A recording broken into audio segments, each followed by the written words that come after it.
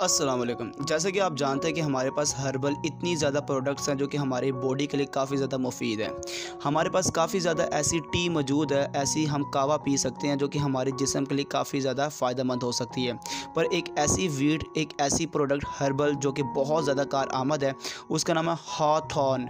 इसको शफ़नी का नाम भी दिया जाता है। ये एक ऐसी वीड है हॉथॉर्न्स जो कि आप पंसियार की दुकान से ले सकते हैं। ये आपके दिल को मजबूत करती है, आपकी बॉडी में सर्कुलेशन को दोबारा से इन्हांस कर देती है और इवन आपके दिल के अमराज को दूर करती है।